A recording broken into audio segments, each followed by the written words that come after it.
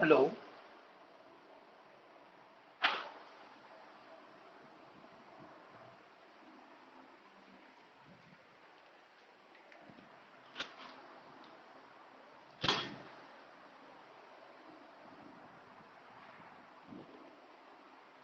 Hello दोस्तों, स्वागत है आपका एक बार फिर से सक्सेस पैथोलॉजी क्लासेस में।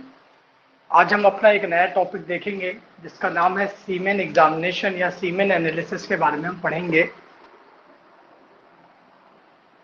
कल किसी जरूरी कारणवश हम क्लास नहीं ले पाए थे। जो क्लास आपका नुकसान ना हो, इसलिए इस बार इस संडे को क्लास ली जाएगी आपकी। तो वो भी हम अपना कवर करके चलेंगे। मान के चल रहे हैं कि हमें 6 क्लासेस कम से कम लेनी है, तो जो क्लास हमारी कल नहीं हुई है वो हम इस संडे को क्लास एक्स्ट्रा लगाने वाले हैं। तो उसमें हम वो पोर्शन अपना और कंप्लीट करेंगे। इसके अलावा हम ऑलरेडी हमारा हेमेटोलॉजी पोर्शन कंप्लीट कर चुके हैं, ब्लड बैंकिंग कंप्लीट कर चुके हैं, और क्लिनिकल पैथोलॉजी में हमारा यूरिन एग्जामिनेशन और सीएसएफ हो चुका है।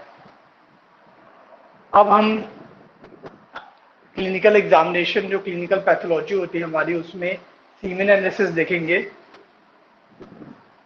और इसके अंतर्गत आने वाला स्टूल एग्जामिनेशन जो होता है वो हम पैरासिटोलॉजी में पढ़ेंगे। तो आज का जो हमारा टॉपिक रहने वाला है वो सीमेन एनालिसिस। 2 मिनट बाद हम अपने आज की क्लास शुरू करने वाले हैं, जिससे बाकी स्टूडेंट्स हमारे और जुड़ जाएं।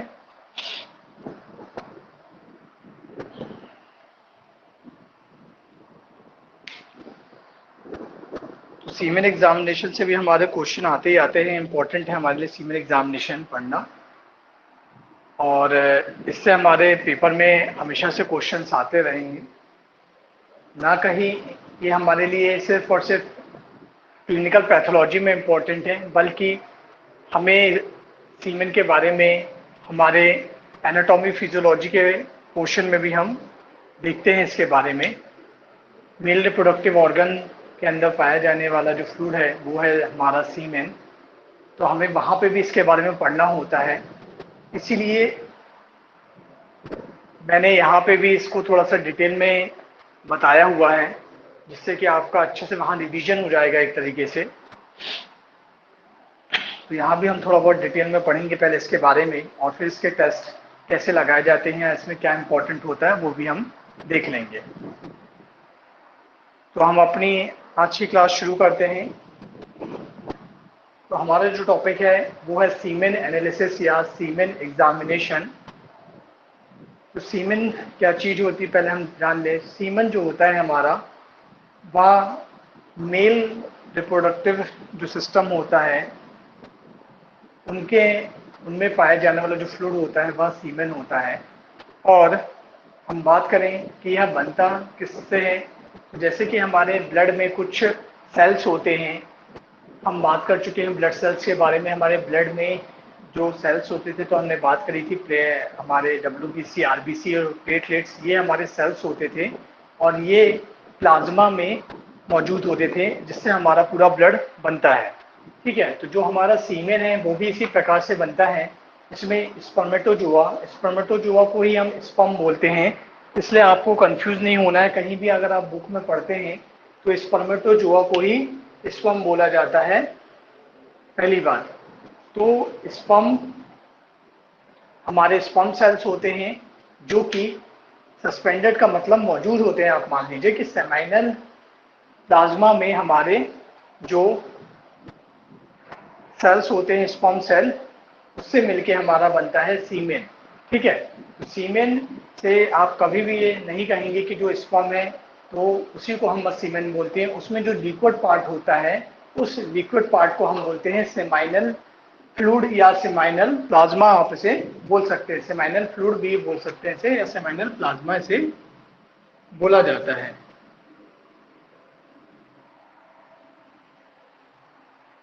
सेमाइनल फ्लूइड या सेमाइनल प्लाज्मा इसे बोला जाता है। जो आप लिक्विड पोर्शन उसमें देखते हैं, द्रव्य वाला पोर्शन देखते हैं, वो हमारा सेमाइनल फ्लूइड या सेमाइनल प्लाज्मा उसे बोलते हैं। और उसमें स्पर्म सेल्स पाए जाते हैं। जिस प्रकार से हम ब्लड में देखते हैं कि blood cells WBC, RBC, platelet होते हैं, प्लाज्मा के साथ मौजूद रहते हैं, उसी प्रकार से यहाँ प्लाज्मा हमारा क्या होता है, सेमाइनल प्लाज्मा होता है और उसमें स्पर्म सेल्स मौजूद होते हैं जिसे हम बोलते हैं सीमेन।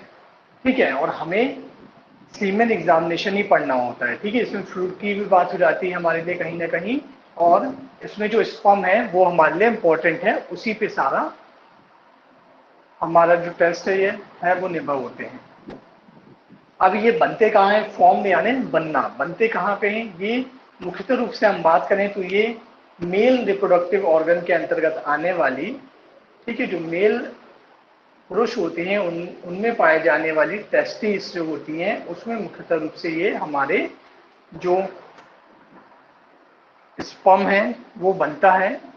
और जो सेमाइनल फ्लूइड है हमारा, वो हमारे जो एसेसरी मेल रिप्रोडक्टिव ऑर्गन्स होते हैं जैसे कि हमारा प्रोस्टेट ग्लैंड है, सेमाइनल वेसिकल्स है, वास डेफ्रॉन है, इन सब में जो लिक्विड इनसे निकलता है हमारा, उस सबसे मिल के हमारा बनता है सीमेन। ठीक है, टेस्टिस मुख्यतः रूप से स्पर्म का फॉर्मेशन करती है और उसमें, इसके बाद हम बात करें जो हमारा ये सीमेन होता है इसका, ठीक है, सीमेन वॉल्यूम लिखा है, मतलब कि पूरा जो सीमेन है उसका जो हमारा वॉल्यूम है उसमें अप्रोक्सीमेटली 5% या उससे थोड़ा कम या उससे कम हमारा क्या होता है, स्पर्म का पार्ट होता है। जैसे 100% हमारा अगर सीमेन है तो उसमें से लगभग 5% उसमें सिर्फ स्पर्म मौजूद रहेंगे, 95% हमारे और भी जो चीजें मौजूद रहती हैं वो प्रेजेंट रहती है। इसके अलावा हम बात करें सेमाइनल वेसिकल्स का जो पोर्शन होता है वो कितना होता है, 60% रहता है सीमेन वॉल्यूम। ठीक है, इसका एक क्वेश्चन बना था हमारा, मैं अभी आपको आगे बताऊंगा, इसका एक क्वेश्चन आ चुका है ऑलरेडी पेपर में, इसलिए मैं आपको ये प्रतिशत थोड़ा बता रहा हूँ, पेपर में आया है ऐसा क्वेश्चन हमें पहले भी।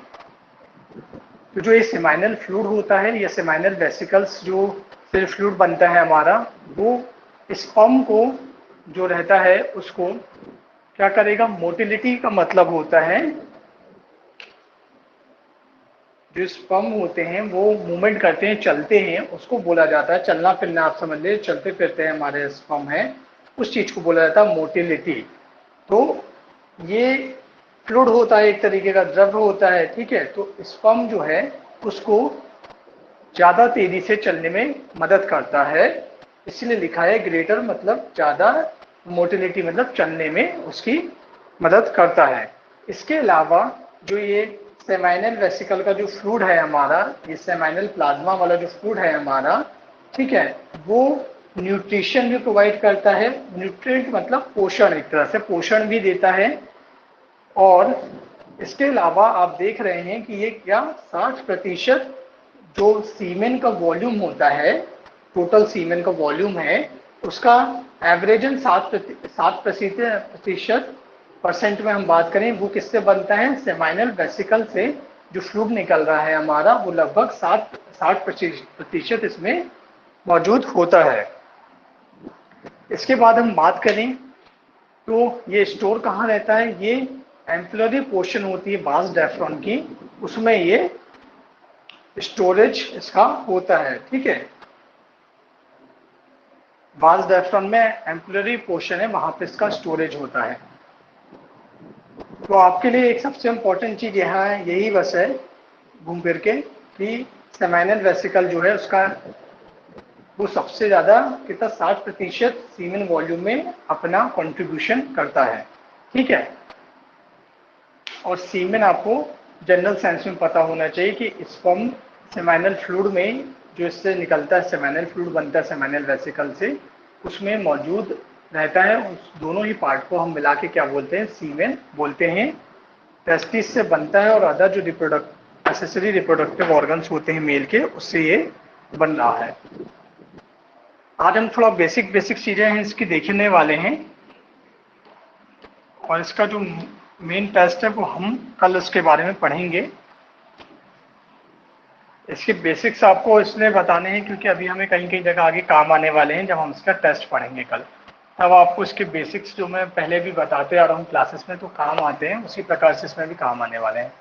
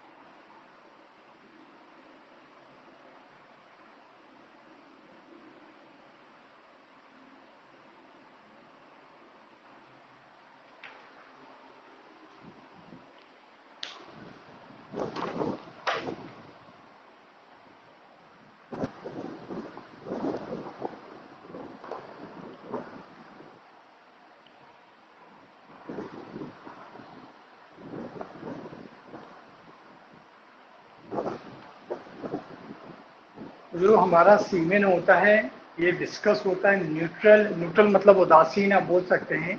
मैंने आपको पीएच पहले भी पढ़ाया हुआ है। तो 7 से कम अगर किसी भी हमारे लिक्विड का या किसी चीज़ का हमारा जो पीएच होता है, पीएच मान होता है 7 से कम, तो वो एसिडिक या अम्लीय कहलाता है। 7 से ज़्यादा होता है 14 तक, तो वह हमारा अल्कलाइन या क्षारीय कहलाता है। और अगर 7 रहता है तो उसे हम न्यूट्रल बोलते हैं। ठीक है, तो न्यूट्रल हो सकता है या स्लाइटली अल्कलाइन, मतलब कि न्यूट्रल या थोड़ा क्षारीय हो सकता है। इसके अलावा इसमें थोड़ा पेल येलो कलर हमें देखने मिलता है, इसके कारण फ्लेविन कंटेंट होता है, उसकी वजह से ये पेल येलो कलर का हमें दिखाई देता है। ठीक है, तो अगर आपसे पूछा जाए क्वेश्चन कि किस पिगमेंट के कारण यह पेल येलो कलर का हमें दिखाई देता है, तो वो हम बता सकते हैं फ्लेविन कंटेंट इसमें होता है, जिसकी वजह से ये पेल येलो कलर का दिखाई देता है। अभी हम एग्जामिनेशन नहीं पढ़ रहे हैं, हमारा सीमेन बॉडी के अंदर किस प्रकार से जो चीजें हैं अभी हम उसके बारे में यहाँ देख रहे हैं। जब जो सीमेन है बाहर निकाल के हम टेस्टिंग करते हैं किसी पेशेंट से सैंपल लेके, तो उसमें थोड़े चेंजेस अलग रहेंगे, उसमें हमें ये पेल येलो कलर का दिखाई नहीं देगा। मैं पहले ही बता दूं, वहाँ व्हाइट या ग्रेश व्हाइट कलर का आज तक आप लोगों ने पढ़ा होगा कि व्हाइट या ग्रेश व्हाइट कलर का हमें सीमेन का जो कलर होता है वो दिखाई देता है। मैं आपको क्लियर कर दूं कि जो ये चीज़ लिखी हुई है पेल येलो कलर का, ये बॉडी के अंदर है, तो उसमें यहाँ बात कही जा रही है, तब हमें फ्लेविन कंटेंट की वजह से हमें ये पेल येलो कलर का हमें देखने के लिए मिलता है। ठीक है, इसके अलावा हम बात करें तो मेल रिप्रोडक्टिव ऑर्गन में हमारा एक पोस्टेड ग्लैंड होती है। ये पोस्टेड ग्लैंड से भी थोड़ा सिक्रीशन होता है, ये भी अपना एक फ्लूइड निकालता है। ये जो हमारी ग्लैंड होती है भी, ग्लैंड यानी ग्रंथि, पोस्टेड ग्रंथि या पोस्टेड ग्लैंड जो होती है वो भी अपना सिक्रीशन निकालती है, लिक्विड पोर्शन उससे भी निकलता है, जो कि लगभग 20% कॉन्ट्रीब्यूशन करती है किसमें, सीमेन को का जो वॉल्यूम होता है टोटल 100%, उसमें लगभग 20% जो है वो पोस्टेड ग्लैंड के सिक्रीशन से भी बनता है। ठीक है, तो ये आपको थोड़ा बहुत चेंजेस मिलेंगे इस वैल्यू में, अभी मैं भी पढ़ाऊंगा तो मिलेंगे, वो इसलिए क्योंकि यहाँ मैं लिख ही रहा हूँ अप्रोक्स, मतलब लगभग। ठीक है, लगभग इतना जो सीमेन में 100% हमारा सीमेन का वॉल्यूम है पूरा, उसमें लगभग 20% जो होता है वो पोस्टेड ग्लैंड से बनता है। हमने देखा सेमाइनल से लगभग 7% हमारा सीमेन वॉल्यूम बनता है। ये इसकी बात करें तो ये थोड़ा एसिडिक होता है। ठीक है, सीमेन की बात नहीं कर रहे, पोस्टेड ग्लैंड का जो सिक्रीशन है उसकी अब यहाँ बात हो रही है कि पोस्टेड ग्लैंड से जो हमारा सिक्रीशन निकलता है वो थोड़ा एसिडिक, एसिडिक यानी थोड़ा अम्लीय होता है, जिसका ये पीएच मान लिखा है 6.5 रहता है। तो किसकी वजह से रहता है, साइट्रिक एसिड की वजह से। तो एसिड वाली जो भी चीज होती है, पहली बात अगर जिनको नहीं जानकारी है या जो लोग नहीं समझते इस बात को, तो एसिड अगर किसी भी चीज में है तो एसिडिक वाली जितनी भी चीजें रहती हैं उनका पीएच मान 7 से कम ही हमें देखने के लिए मिलता है। ठीक है, जितनी क्षारीय वाली चीज रहेंगी वो हमारे को एल्कलाइन के अंतर्गत आएंगी आगे। तो आपका क्वेश्चन बनता है, एक्चुअली में ये फिजियोलॉजी के हिसाब से भी बनता है। अब 100 नंबर का जब हमें पेपर आता है तब उसमें ये तो लिखा आता नहीं कि आपसे हमने क्लिनिकल पैथोलॉजी की वजह से क्वेश्चन पूछे, फिजियोलॉजी की वजह से, तो हमें पता तो होना ही चाहिए, ऑब्वियस सी बात है। तो वहाँ पे हमें क्वेश्चन बनता है कि जो पोस्टेड ग्लैंड का सिक्रीशन होता है, पोस्टेड ग्लैंड से जो लिक्विड निकलता है वो एसिडिक होता है, अल्कलाइन होता है या न्यूट्रल होता है, अम्लीय होता है, क्षारीय होता है और उदासीन होता है। तो वो किस प्रकार का होगा, वो होगा हमारा एसिडिक, अम्लीय हमारा सिक्रीशन निकलता है किससे, पोस्टेड ग्लैंड से, वो हमारा अम्लीय या एसिडिक होता है। किस एसिड की वजह से होता है, तो साइट्रिक एसिड इसमें पाया जाता है, जिसकी वजह से जो हमारा पोस्टेड ग्लैंड का सिक्रीशन है, लिक्विड है, वो हमारा अम्लीय या एसिडिक हो जाता है। किसकी वजह से, साइट्रिक एसिड की वजह से। और जो पोस्टेड ग्लैंड का ये सिक्रीशन निकलता है ये मिल्की वाइट, मिल्की मतलब मिल्क, मिल्क हम मिल्क समझते हैं, हमारे जैसे हम गाय का भैंस का दूध लेते हैं तो वो हमें जैसे वाइट सा दिखाई देता है, उस टाइप का ये सिक्रीशन हमें दिखाई देता है। पोस्टेड ग्लैंड का सिक्रीशन जो है वो हमें इस तरीके का दिखाई देता है। ठीक है, इसके अलावा बात करें तो जो इसका सिक्रीशन हमारा पोस्टेड ग्लैंड का निकलता है उसमें प्रोटोलिटिक एंजाइम्स पाए जाते हैं, और एक जो एंजाइम है आपको इसका नाम याद रखना है अभी यहाँ से, वो है acid phosphate. Acid phosphate enzyme इसमें पाया जाता है। ठीक है, तो एक क्वेश्चन और बनता है आपका, ऐसा क्वेश्चन आया हुआ है पहले इसलिए मैं आपको बता रहा हूँ पोस्टेड ग्लैंड से या हमारे सीमेन से। तो ये पोर्शन में हुआ क्या था कि जब एनएचएम पढ़ा था मैंने तब एस टाइप्स नहीं पढ़ा था, तो वहाँ पे क्वेश्चन आया था, लेकिन फॉर्चुनेटली मुझे बन गया था। और बता रहा हूँ मैं कि ऐसे क्वेश्चंस आते हैं, आप ये मत सोचिए कि ये हमको सीमेन एग्जामिनेशन या सीमेन एनालिसिस में हमने कभी ऐसा नहीं पढ़ा है। तो कभी ऐसा नहीं पढ़ा है आपने तभी समस्या होती है, क्योंकि हमें ये चीज़ें पता होनी चाहिए। तो आपका जो क्वेश्चन बनता है एक और, वो क्या बनता है, एसिड फोस्फेट एंजाइम जो है वो ग्लैंड से आपको नाम दे दी जाएंगे कि किस ग्लैंड में पाया जाता है। तो पोस्टेड ग्लैंड दे दिया आपको मान लीजिए, इसके अलावा पिट्यूटरी ग्लैंड दे दिया आपको, थायराइड ग्लैंड दे दिया आपको। तो आपको पता होना चाहिए। ये देखिए आपका क्वेश्चन कहाँ से कोरिलेट करेगा, एनाटॉमी फिजियोलॉजी वाले पोर्शन से आपका रिलेट करेगा क्वेश्चन, क्योंकि आप समझेंगे ग्लैंड के बारे में बात हो रही है, मतलब कि एनाटॉमी फिजियोलॉजी से रिलेट कर रही है। लेकिन कहीं ना कहीं अगर हम बुक में भी पढ़ेंगे तो ये हमें हमारे क्लिनिकल पैथोलॉजी के सीमेन एनालिसिस में भी पढ़ने के लिए मिलता है कि एसिड फोस्फेट जो एंजाइम है वो किस ग्रंथि या ग्लैंड में पाया जाता है। तो एसिड फोस्फेट जो एंजाइम है हमारा, वो हमें पोस्टेड ग्लैंड में हमें मिलता है। ठीक है, यहाँ इंपॉर्टेंट भी है, आगे अभी हम जाके इसके इंपॉर्टेंस के बारे में पढ़ेंगे। तो आगे हम बात करें कि ये सब में अभी और थोड़ा डिस्कस करेंगे हम डिटेल में, थोड़ा शॉर्ट में चलने। तो ये जो प्रोटीलिटिक एंजाइम्स इसमें पाए जाते हैं हमारे पोस्टेड ग्लैंड में, ये एंजाइम किस चीज के लिए रिस्पॉन्सिबल होते हैं, रिस्पॉन्सिबल यानी जिम्मेदार।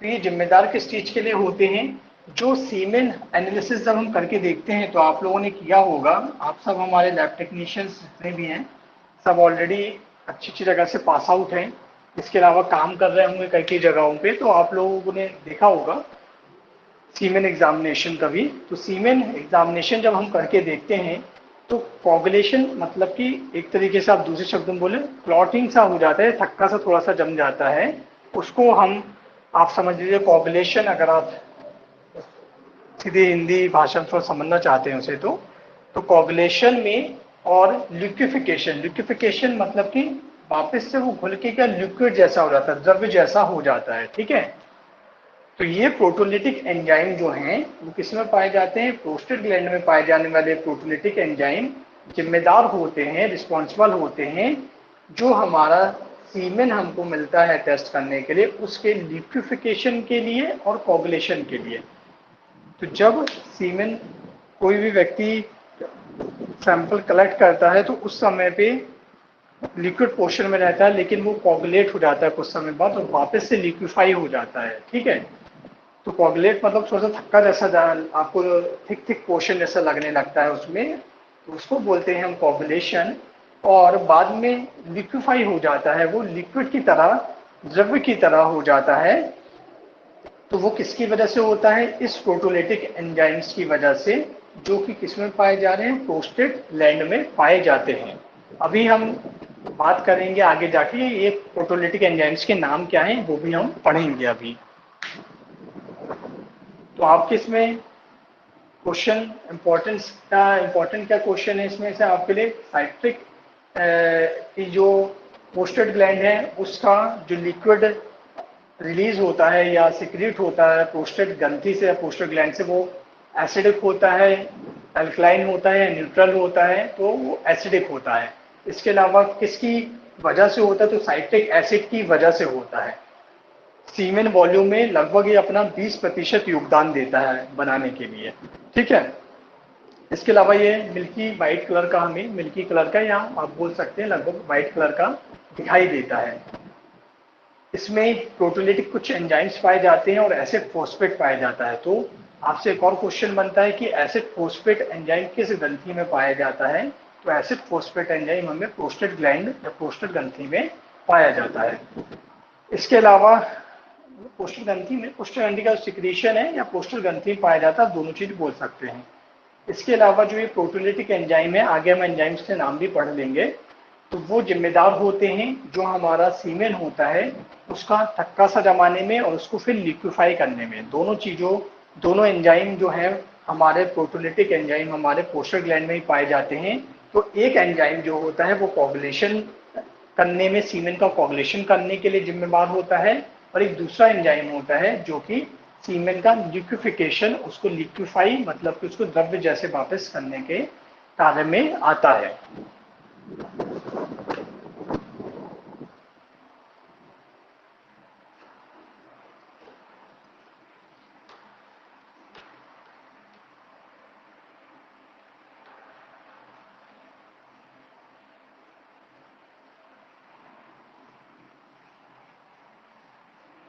सीमेन एनालिसिस में हम थोड़ा ऐसा पढ़ेंगे कि हमारा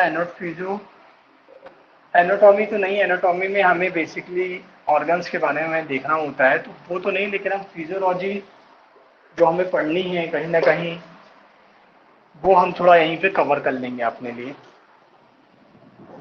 और जब हम वहां पढ़ेंगे तो वहां भी थोड़ा सा पढ़ लेंगे, तो आपका एक बार रिवाइज भी हो जाएगा साथ ही साथ।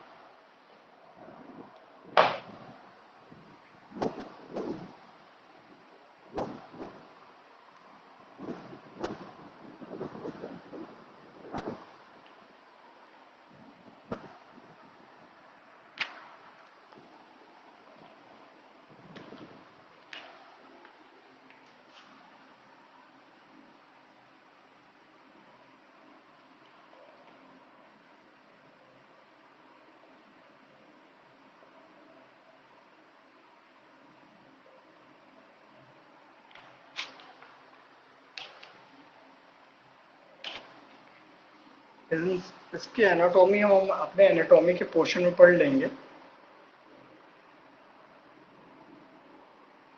अभी हम इसकी फिजियोलॉजी आप मान लें, फिजियोलॉजी या हम सीमेन के बारे में इसमें पढ़ने वाले हैं।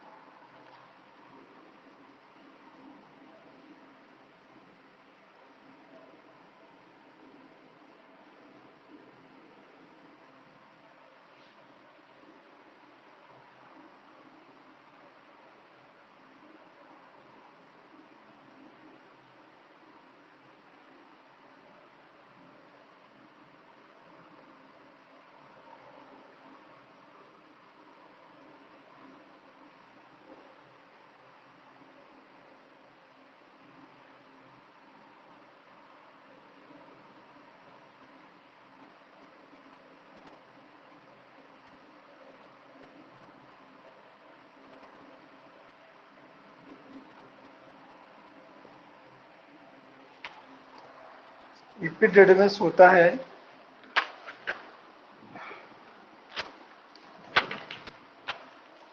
जो कि सिक्रीट करता है कई सारे प्रोटीन को, जो कि एसेंशियल होते हैं फर्टिलाइजिंग कैपेसिटी जो रहती है सीमेन की उसके लिए।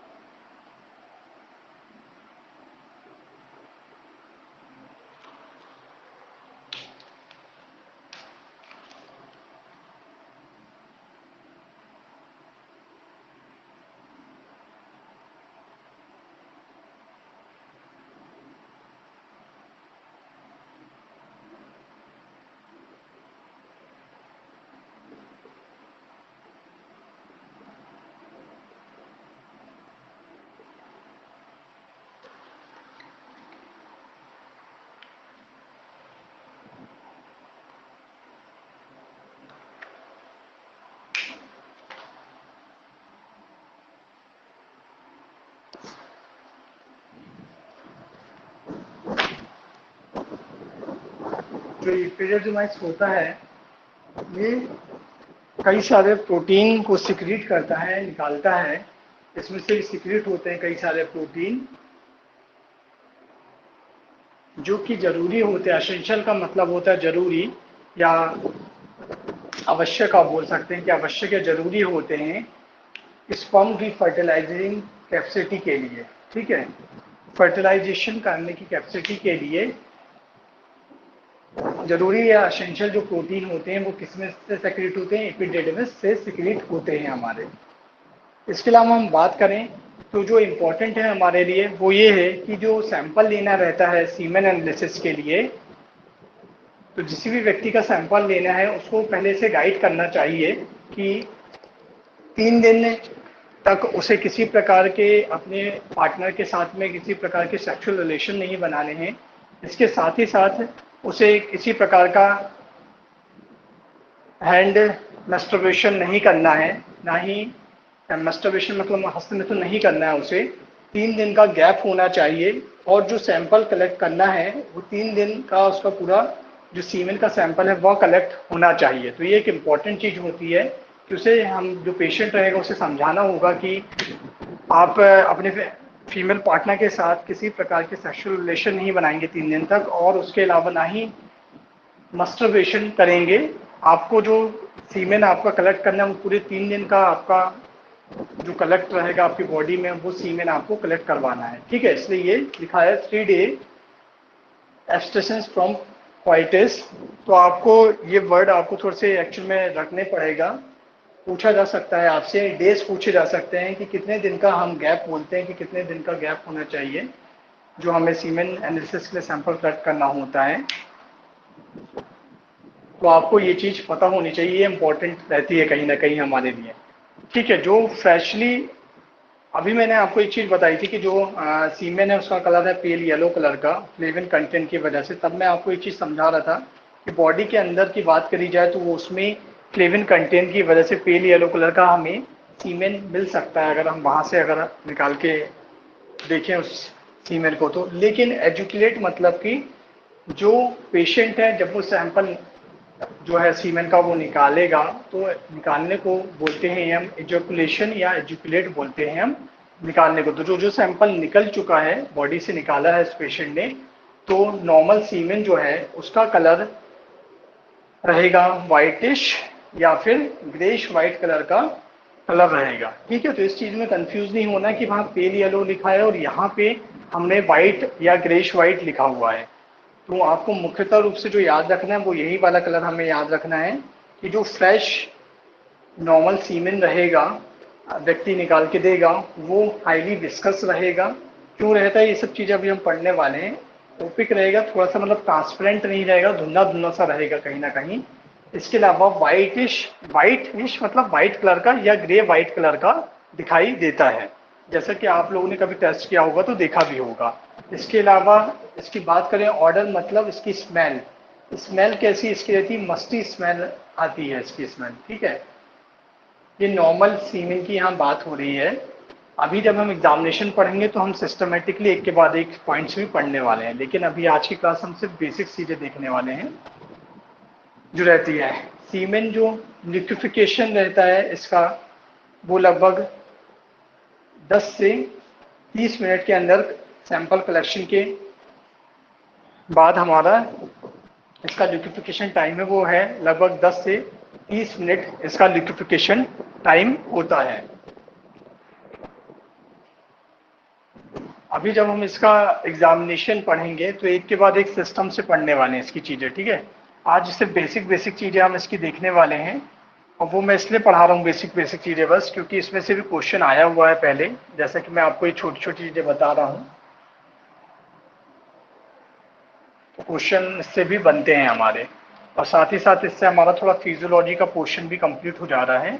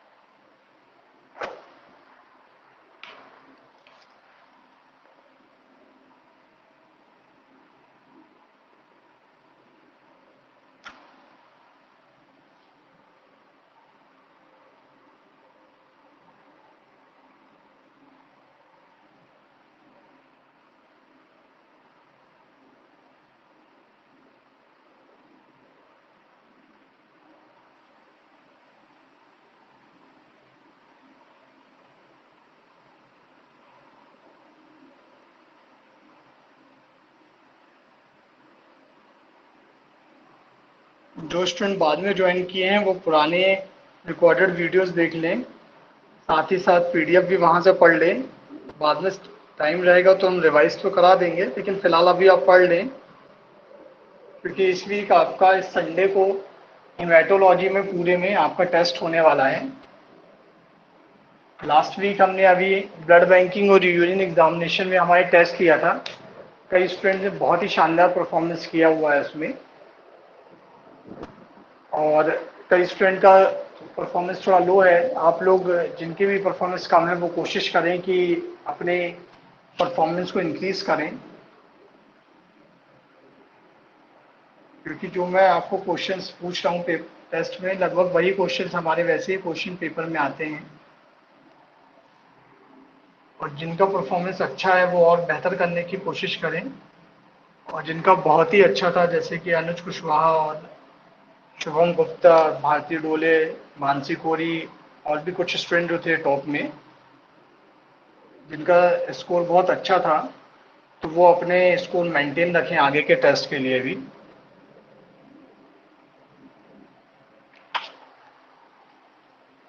तो बात करें कि जो हमारा ये सीमेन होता है,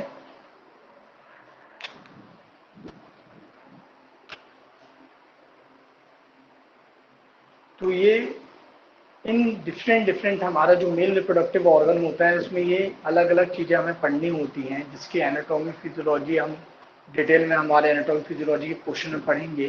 तो ये सारी चीज़ें क्या करती हैं, सिक्रीशन करती है। सिक्रीशन मतलब कि अपने जो पार्ट्स हैं इनसे उससे लिक्विड पार्ट निकालती हैं, लिक्विड पदार्थ निकालती हैं, और उन सब से मिलके क्या बनता है, हमारा सीमेन बनता है।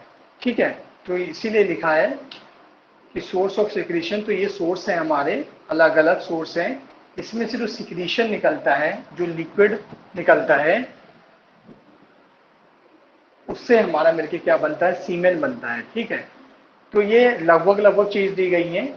ऐसा नहीं है कि आपको दूसरी बुक में भी एकदम एग्जैक्ट यही मिलेगा, लेकिन जो मैं अभी आपको क्वेश्चन बताने वाला हूँ पहले पेपर में आ चुका है, और वो आपको यहीं से ही बस याद हो जाएगा। तो टेस्टिस का इसमें कितना प्रतिशत रहता है, लगभग 5% जो इसका सिक्रीशन निकलता है, तो वो लगभग 5% सीमेन को बनाने में मदद करता है। इसके अलावा पोस्टेट का हमने अभी बात करी थी 20% लगभग, तो एवरेजन बात करें तो 13 से लेकर 33% जो रहता है हमारा रेंज है, वो पोस्टेड ग्लैंड के सिक्रीशन से हमारा क्या बनता है, सीमेन बनता है। और हम एवरेज बात कर चुके हैं कि एवरेज कितना, 20% हमने अभी देखा था कि 20% लगभग रहता है एवरेजन। इसके अलावा हमने सेमाइनल वेसिकल की बात करी थी कि सेमाइनल वेसिकल से एवरेजन कितना होता है, 60% होता है।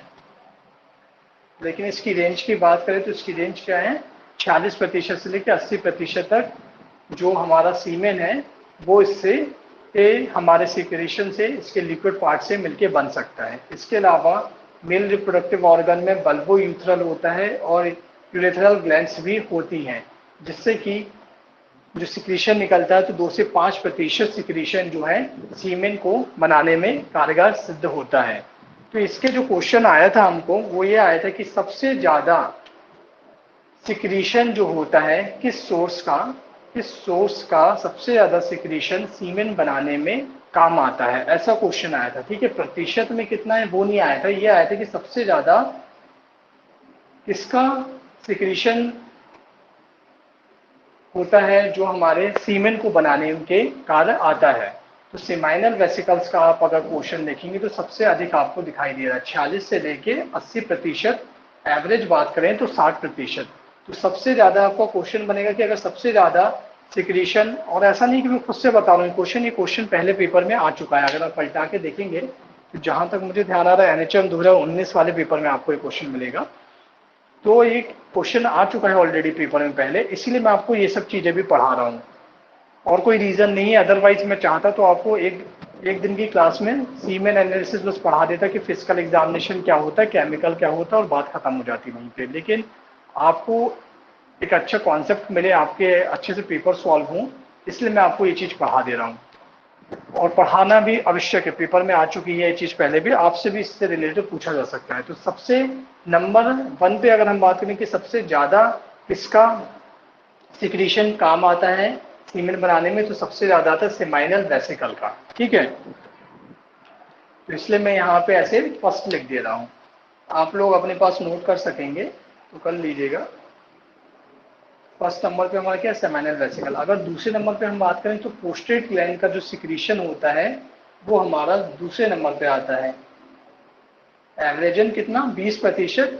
और अगर रेंज की बात करें तो 13 से लेके 33%। तो आपका क्वेश्चन, अब जैसे पहले ये क्वेश्चन आ चुका है कि सेमाइनल किस चीज का सिक्रीशन सबसे अधिक होता है सीमेन को बनाने के लिए, तो वो आ चुका है सेमाइनल वेसिकल। ऐसे ही ऑप्शन आए थे, सेमाइनल वेसिकल, पोस्टेड ग्लैंड आता है, इसके अलावा टेस्टिस आता है। तो वहां पे आप कंफ्यूज हो जाते हैं। ठीक है, ये पोस्टेड ग्लैंड है एक्चुअल में। और अगर आपको क्वेश्चन आ जाए कि दूसरे नंबर पे कौन सा सिक्रीशन होता है जो कि सीमेन को बनाने में कारगर सिद्ध होता है, तो दूसरे नंबर पे हमारा आता है प्रोस्टेट ग्लैंड सिक्रीशन हमारा आता है। तो ये क्वेश्चन पहले भी आ चुका है, आपको भी ऐसा आ सकता है। पहले नंबर पे ये सबसे ज्यादा किसका सिक्रीशन काम आता है, सीमाइनल वेसिकल का, जो कि हमारा 60% एवरेजन या 40 से 80% होता है आप बात करें तो। इसके अलावा दूसरे नंबर पे किसका सिक्रीशन काम आता है सबसे बनाने के लिए, सीमेंट को बनाने के लिए, प्रोस्टेट ग्लैंड का जो सिक्रीशन है, जो लिक्विड या द्रव्य ये सिक्रीट करता है, निकालता है, बनाता है वो सीमेंट बनाने के लिए, तो सेकंड नंबर पे आता है प्रोस्टेट ग्लैंड। इसके अलावा हम बात करें तो आपको क्वेश्चन एक और क्या बन सकता है कि टेस्टिस का क्या प्रतिशत होता है, क्योंकि टेस्टिस हमारा बहुत इंपॉर्टेंट है। जब हम फिजियोलॉजी पढ़ेंगे या एनाटॉमी पढ़ेंगे तो बहुत इंपॉर्टेंट है, क्योंकि स्पर्म यहाँ बनते हैं। तो टेस्टिस का आपको स्पेशली पूछा जा सकता है क्वेश्चन सीधे कि टेस्टिस का कितना प्रतिशत होता है सीमेन के सिक्रीशन में। ठीक है, इसके अलावा इसी के साथ साथ एक और क्वेश्चन बन सकता है कि बल्बो यूथरल और यूथरल ग्लैंड आपको ना दी जाए अगर ऑप्शन में, तो आपके ये 3 ऑप्शन हैं अगर आपके पास, तो आपका क्वेश्चन ये बनता है कि इन तीनों में से सबसे कम सिक्रीशन इसका रहता है सीमेन को बनाने के लिए। तो सबसे कम की अगर बात करी जाए तो सबसे कम आप देख पा रहे हैं टेस्टिस का रहेगा। ठीक है, ये लो लिखा हुआ है यहाँ पे, तो सबसे कम किसका रहेगा, टेस्टिस का रहेगा। सबसे ज्यादा किसका रहेगा, सेमाइनल वेसिकल का रहेगा। दूसरे नंबर पे हम बात करें तो प्रोस्टेट ग्लैंड का रहेगा। बल्बो यूथरल ग्लैंड और यूथेरल ग्लैंड का पूछना इतना कॉमन नहीं है कि पूछा जाए, लेकिन टेस्टिस इंपॉर्टेंट है। टेस्टिस में स्पर्म भी बनते हैं हमारे, तो टेस्टिस का 5%, ये भी क्वेश्चन बनने लायक होता है। या इन 3 ऑप्शन को अगर आपको दिया जाएगा, चौथा ऑप्शन नन ऑफ दिस दे देंगे, तो वहां पे पूछा जाएगा तो आपसे ये क्वेश्चन बनेगा कि सीमेन को बनाने में जो सिक्रीशन काम आता है, तो इन तीनों में से सबसे कम सिक्रीशन किसका होता है, तो हमें पता होना चाहिए कि टेस्टिस का होता है, जो कि है हमारा 5%। तो ये आपके क्वेश्चन बनते हैं। आपको देखने में बहुत नॉनसेंस सी चीज लग सकती है ये, लेकिन आप पलटा के देख लें पुराना पेपर, आपको ये क्वेश्चन आता है, आ चुका है, आ भी सकता है, मतलब आने के चांसेस हैं इसके। ठीक है, तो सबसे ज्यादा सिक्रीशन किसका होता है, सेमाइनल वेसिकल का, जो क्वेश्चन पहले आ चुका है। दूसरे नंबर पे हम बात करें तो प्रोस्टेट ग्लैंड का सिक्रीशन होता है, जो कि लगभग 20% या 13 से 33%। सबसे कम अगर हम बात करें तो टेस्टिस का, टेस्टिस से स्पेशली भी पूछा जा सकता है, क्योंकि स्पर्म फॉर्मेशन भी टेस्टिस में होता है और ये इंपॉर्टेंट है।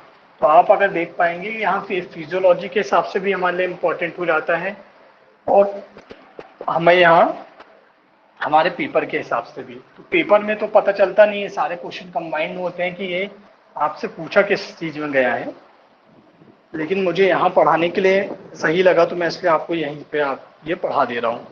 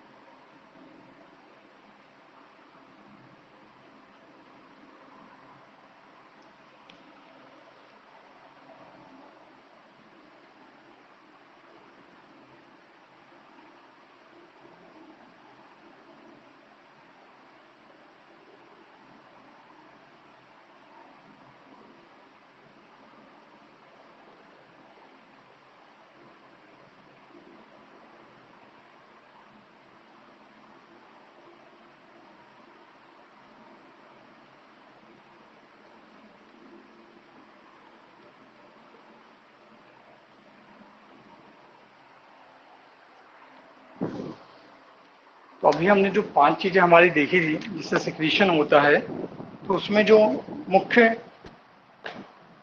बायोकेमिकल सब्सटेंस पाए जाते हैं वो ये लिखे हुए हैं, ठीक है। तो जो टेस्टिस होता है, टेस्टोस्टेरोन हार्मोन आप लोगों ने सुना होगा, इसके अलावा टेस्टोस्टेरोन टेस्ट भी किया जाता है। तो टेस्टोस्टेरोन हार्मोन जो है हमारा, वो किससे, टेस्टिस में ही हमारे पाया जाता है, टेस्टिस के सिक्रीशन में पाया जाता है। इसके अलावा ट्रांसफेरिन से पाया जाता है, इनहिबिन पाया जाता है, एंड्रोजन बाइंडिंग प्रोटीन भी पाया जाता है। ये जो नाम में लिखे हुए हैं ये आपको एक्चुअल में इम्पोर्टेंट है और याद होने चाहिए, टेस्टिस के खास तौर पे, क्योंकि जब हम अभी फिजियोलॉजी वगैरह भी पढ़ेंगे अपना, तब भी आपको वहाँ पे यही चीज़ें पढ़नी होती हैं कि किस जो हमारी ग्लैंड्स हैं या जो हमारे ऑर्गन्स हैं, कहाँ से कौन से एंजाइम्स सिक्रिएट होते हैं। तो आपको एटलीस्ट इसमें से ये टेस्टिस के और प्रोस्टाग्लैंड के एंजाइम्स के बारे में पता होना चाहिए और याद भी आपको होना चाहिए। तो टेस्टिस से हमारा क्या निकला, टेस्टोस्टेरोन हार्मोन निकलता है, ट्रांसफेरिन निकलता है, इनहिबिन निकलता है और एंड्रोजन बाइंडिंग प्रोटीन निकलता है। तो क्वेश्चंस आपसे बेसिक बहुत छोटे ऐसे ही बनते हैं कि टेस्टोस्टेरोन हार्मोन है, वह कहाँ से सिक्रिएट हो रहा है, ऐसे ही क्वेश्चन बनेगा आपसे फिजियोलॉजी के तौर पे। अगर हम बात करें कि टेस्टोस्टेरोन हार्मोन जो है हमारा, ये कहाँ से सिक्रिएट हो रहा है, तो टेस्टोस्टेरोन हार्मोन हमारा टेस्टिस से निकलता है, ऐसा हमें पता होना चाहिए, ठीक है। तो इतना इजी क्वेश्चन रहता है, कहीं ना कहीं बुक में सब दिया होता है लेकिन हम उसको निग्लेक्ट कर देते हैं पढ़ते वक्त, और आपका क्वेश्चन ऐसे ही आएगा कि टेस्टोस्टेरोन हार्मोन कहाँ से सिक्रिएट हो रहा है, तो टेस्टिस से हमारा निकल रहा है। तो आपको इसके अलावा ट्रांसफेरिन जो है वो भी यहीं से सिक्रिएट होता है, इनहिबिन है, एंड्रोजन बाइंडिंग प्रोटीन है। ये सारे जो हमारे ये ट्रांसफेरिन इनहिबिन होते हैं, ये सब चीज़ें हमें टेस्टिस से जो हमारा स्पर्म बनता है, टेस्टिस बनता है, वहाँ पे हमें ये सब चीज़ों का इम्पोर्टेंस होता है। जब हम वो पढ़ेंगे हमारी फिजियोलॉजी में डिटेल में, तब आपको इनके फंक्शंस भी मैं बता दूंगा वहाँ पे, ठीक है। बट आपको ये नाम अभी से पढ़ लें आप, जिससे कि वहाँ पे आपको इनके फंक्शंस पढ़ने हों, नाम भी याद करने की आवश्यकता वहाँ पे ना पड़े। इसके अलावा हम बात करें प्रोस्टेट ग्लैंड की, तो प्रोस्टेट ग्लैंड में मैं आपको पहले ही बता चुका हूँ, एसिड फोस्फेट बहुत एंजाइम है जो है होता है हमारा, वो बहुत इंपॉर्टेंट होता है, ठीक है। एसिड फोस्फेट आपके लिए बहुत इंपॉर्टेंट है इसमें से। और इसके अलावा इसमें स्पर्मिन भी आपको याद रखना है कि स्पर्मिन इसमें से सिक्रिएट होता है।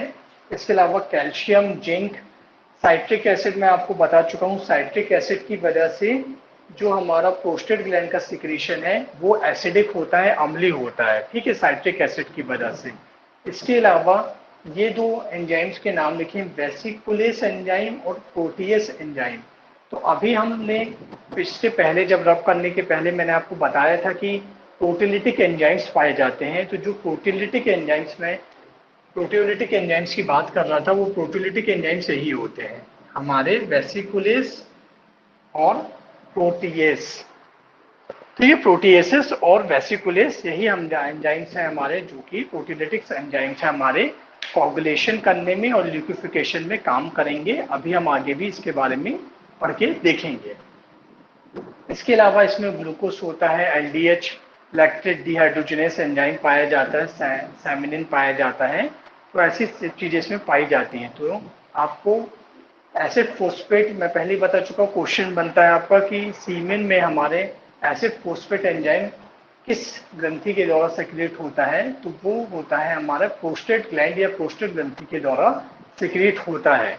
इसके अलावा मैं बता दूं आपको कि अगर आप ये समझें तो आप देख रहे हैं कि जो एसिड फोस्फेट है हमारा, किससे रिलीज होता है या सिक्रिएट होता है, बन रहा है, वो बन रहा है प्रोस्टेट ग्लैंड से। तो हम एसिड फोस्फेट का टेस्ट एक बायोकेमिस्ट्री में जब हम पढ़ेंगे तब भी हमें ये चीज़ पढ़नी है, मैं पढ़ाऊंगा आपको वहाँ पे कि एक एसिड फोस्फेट टेस्ट भी हम करते हैं। जैसे आप SGOT, SGPT करते हैं, तो हम बोलते हैं कि SGPT हम पीलिया के लिए कर रहे हैं या लीवर के लिए कर रहे हैं SGPT। तो ऑर्गन्स की अगर हम बात करें या ग्रंथि की बात करें, तो जैसे हम SGPT लीवर के लिए करते हैं, उसी प्रकार से एसिड फोस्फेट टेस्ट अगर हम करते हैं, वो किसके लिए करते हैं, प्रोस्टेट ग्लैंड के लिए करते हैं। क्योंकि प्रोस्टेट ग्लैंड के से ही हमारा क्या, एसिड फोस्फेट जो एंजाइम है वो क्या सिक्रीट होता है। तो आपका बायोकेमिस्ट्री के हिसाब से अगर आप ये क्वेश्चन समझेंगे व्यापम के लिए, क्योंकि आप पेपर उठा के देखें पुराना, उसमें आपको क्वेश्चन यही आता है कि जैसे पहले भी क्वेश्चन आ चुके हैं ऐसे कि एसिड फोस्फेट एंजाइम का टेस्ट किसके लिए लगाया जा रहा है, तो वो लगाया जा रहा है हमारा क्या बनेगा, प्रोस्टेट ग्लैंड के लिए हम लगाते हैं क्या है, एसिड फोस्फेट एंजाइम टेस्ट लगाना होता है हमें मुख्यतः रूप से किसके लिए, प्रोस्टेट ग्लैंड के लिए। ठीक है, एक क्वेश्चन ये आपका यहाँ से बनता है। इसके अलावा आपको इसमें एलडीएच हार्मोन भी होता है, लैक्टेट डिहाइड्रोजनेस एंजाइम जिसे बोला जा रहा है, हमारा बोल रहे हैं हम, तो वो भी इसमें सिक्रिएट होता है। साइट्रिक एसिड की वजह से इसका जो पीएच होता है वो होता है हमारा स्लाइटली एसिडिक या अम्लीय होता है, स्पर्मिन पाया जाता है।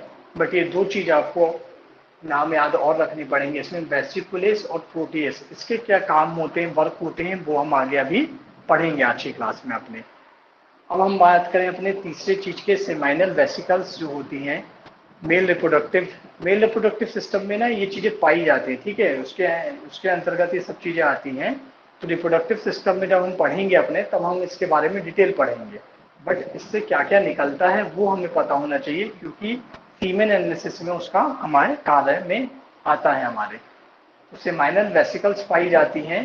वो सबसे ज्यादा क्या निकलता है इसमें से, फ्रुक्टोस निकलता है। ठीक है, सेमाइनल वेसिकल्स का हमने देखा था 60% होता था लगभग, सबसे ज्यादा जिसे हम बोल रहे हैं 60%। तो मुख्यतः रूप से इसमें सबसे ज्यादा क्या सिक्रिएट होता है, फ्रुक्टोस होता है। फ्रुक्टोस जैसा कि आप सब जानते हैं कि कार्बोहाइड्रेट के अंतर्गत आता है, मतलब कि ये कि शुगर होता है एक प्रकार का। ठीक है, और जितनी भी प्रकार की जो भी शुगर है हमारी, ग्लूकोज है, वो सब चीजें वो क्या करती हैं, बॉडी को एनर्जी प्रोवाइड करती हैं। ठीक है, ऊर्जा प्रदान करती हैं। तो जो फ्रुक्टोज रहता है वो सेमाइनल वेसिकल के 60% में सबसे ज्यादा क्या होता है, फ्रुक्टोस होता है। और फ्रुक्टोस क्या करता है, एनर्जी प्रोवाइड करता है, पहली चीज। ठीक है, आगे हम बात करेंगे। इसके अलावा इसमें प्रोस्टाग्लैंडिन पाया जाता है, पेप्सिनोजन हार्मोन, पेप्सिनोजन एंजाइम्स हमारे पाए जाते हैं। फ्लेविन जो है, हम बात कर रहे थे कि कलर प्रोवाइड करता था हमारे, पेल येलो कलर का, वो पाया जाता है। और एस्कॉर्बिक एसिड इसमें पाई जाती है। ठीक है, इसमें हमारा क्या था, साइट्रिक एसिड पाई जा रही थी, जिसकी वजह से ये क्या था, हमारा अम्ली था। बाकी सेमाइनल वेसिकल में एस्कॉर्बिक एसिड पाई जाती है। आप अगर वोडकल बुक में देखेंगे उसमें आपको ये एस्कॉर्बिक एसिड लिखा हुआ जहां तक नहीं मिलेगा। लेकिन एक और अच्छी स्टैंडर्ड बुक है हमारी एनाटॉमी फिजियोलॉजी की, उसमें हम अगर पढ़ेंगे तो वहां पे हमें एस्कॉर्बिक एसिड भी मिलता है। तो हमें ज़्यादा से ज़्यादा चीज़ें पता होनी चाहिए, भले वो अलग अलग बुक से हमें पता हो। ठीक है, एक बुक में हो सकता ना दी हो, अलग अलग बुक से हमें पता हो। क्योंकि अगर हमें पता ही नहीं होगा तो हम तो कुछ भी आंसर लगा देंगे। मान लीजिए आप अगर सिर्फ वोडका से पढ़ रहे हैं तो आप एस्कॉर्बिक एसिड पढ़ेंगे ही नहीं, तो आपको क्वेश्चन में आ जाएगा कि एस्कॉर्बिक एसिड किसमें पाई जाती है, तो आपको आंसर नहीं लगा पाएंगे आप। तो आपको पता होनी चाहिए। ठीक है, ज्यादा से ज्यादा बुकों से। अगर वो चीज व्यापम वाले गलत कर देते हैं हमारा आंसर, तब हम उसको पढ़े हैं तो हम चैलेंज कर सकेंगे कि भैया हमने इस बुक से पढ़ा है, इसमें ये चीज दी हुई है, तो आप इसको गलत नहीं कर सकते हैं। तो इसलिए हमें चीजें ज्यादा पता हों उससे कोई नुकसान नहीं है, कम पता होंगी, कम बुक से पढ़ेंगे हम तो हमारे लिए नुकसानदायक है कहीं ना कहीं। इसके अलावा हम बात करें, इपिडिडमल डक्ट होती है मेल रिप्रोडक्टिव ऑर्गन में, तो वहां से प्रोटीन रिलीज होते हैं। मोटिलिटी का मैंने बता दिया, मोटिलिटी का मतलब होता है चलना। तो स्पर्म को चलने के लिए कुछ प्रोटीन जो हैं वो यहाँ से भी हमारे सिक्रेट होते हैं। इसके अलावा कैनिटोन्स और ग्लीसोफॉस्फोरिल कोलिन भी सिक्रेट होता है। आप ये याद नहीं रखेंगे कोई दिक्कत नहीं है, इतना इंपॉर्टेंट नहीं है हमारे लिए। ठीक है, बट पढ़ लीजिएगा, उससे होता क्या है, कभी कभी हमें एकदम से तुक्के से याद रह जाती है वो चीज़ की ये चीज़ हमने पढ़ी है हमारे इसके अंतर्गत। तो मुख्यतः रूप से आपको ये टेस्टिस वाले पूरे याद रखने हैं, पोस्टर ग्लैंड वाले याद रखने हैं, सेमाइनल वेसिकल्स वाले याद रखने हैं। इसके अलावा बल्बो यूथरल ग्लैंड या यूथरल ग्लैंड जो होती है, ये वाला आपको याद रखना पड़ेगा सिक्रीशन। ये दो चीज ही बनाता है बस, म्यूकोप्रोटीन जो कि लुब्रिकेशन जैसा काम करता है, और इसके अलावा ये लिखा हुआ है आईजीए। ठीक है, आईजीए मतलब आईजीए एंटीबॉडी,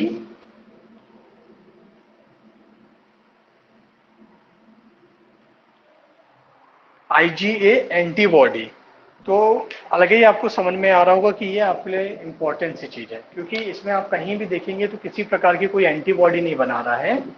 हमारे जितने भी मेल रिप्रोडक्टिव ऑर्गन के अंतर्गत आए जाने वाले पार्ट हैं वो कोई भी एंटीबॉडी नहीं बनाते हैं।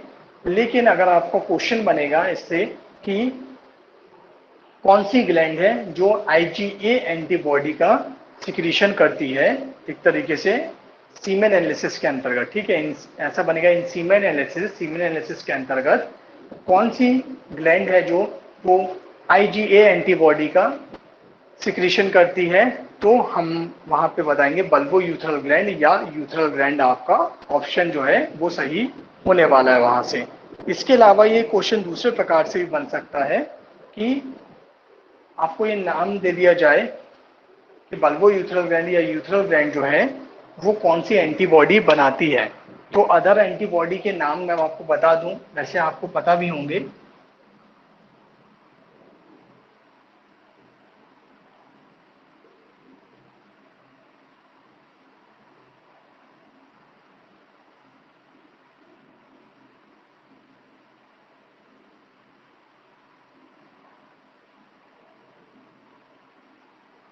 तो आपको मान लीजिए मैंने पांचों लिख दिए हैं, ऐसे 5 ऑप्शन दे दिए जाए कि इनमें से कौन सी एंटीबॉडी जो है वो बल्बो यूथरल ग्लैंड या यूथरल ग्लैंड बना रही है। तो आपको पता होना चाहिए कि आईजीए एंटीबॉडी जो है वो बनाती है हमारी बल्बो यूथरल या यूथरल ग्लैंड से बनती है हमारी आईजीए एंटीबॉडी, ठीक है। इसके अलावा जो एंटीबॉडीज होती हैं आईजीजी होती है, आईजीएम होती है, आईजीई होती है, आईजीडी होती है, ऐसी भी हमारी 5 एंटीबॉडी हम हमारे इम्यूनोलॉजी पोर्शन में जब हम अपना पढ़ेंगे सीरोलॉजी वहाँ पे हम देखने वाले हैं। तो आप समझ गए, मैंने आपको बता दिया है इंपॉर्टेंट क्या क्या चीज़ें इसमें हैं, आपको पता होनी चाहिए और याद भी होनी चाहिए। तो आईजीए एंटीबॉडी किससे कहाँ बन रही है, बल्बो यूथरल या यूथरल ग्लैंड सिक्रीट कर रहा है आईजीए एंटीबॉडी।